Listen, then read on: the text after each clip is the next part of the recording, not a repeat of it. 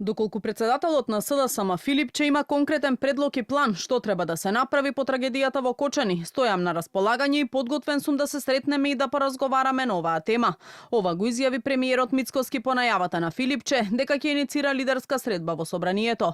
Вели темата е пресериозна за да се комуницира преку медиумите. Тој може да го соопшти тој план и преку пресконференција, но доколку цени дека мене треба претходно да ме информира и запознае, јас сум секогаш тука на располагање. Сериозните теми бараат сериозен пристап, така што еве оставам на нив доколку тие ценат дека имаат навистина таков план кој што сакаат мене да ме запознават. Јас сум подготвен во термин во кој што тие мислат дека или тој мисли дека треба да бидам запознен, да го примам и да поразговараме на оваа тема.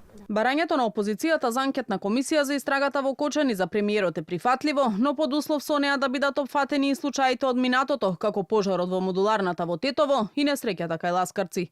Во однос на незадоволството на опозицијата од начинот на кој се води истрагата за пожарот во Кочани, Мицкоски вели дека е водена од обвинители кои самите тие ги избрале. Истите овие беа миленици на истите тие кои што сега СДСМ и ДУИ велат дека не се задоволни од истрагата што вие ја прават.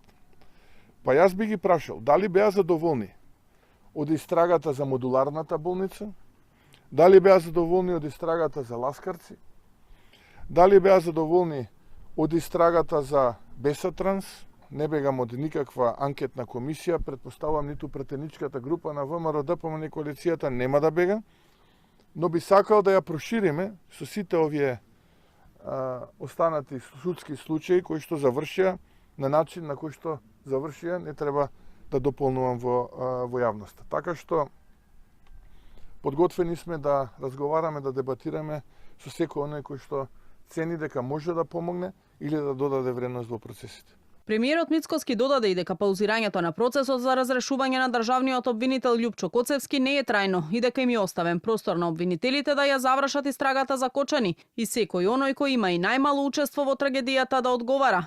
Инаку барањето за одржување лидерска средба, председателот на СДСМ го упати од хуманитарното отворено студио на Канал 5 за донирање средства за настраданите во Кочани.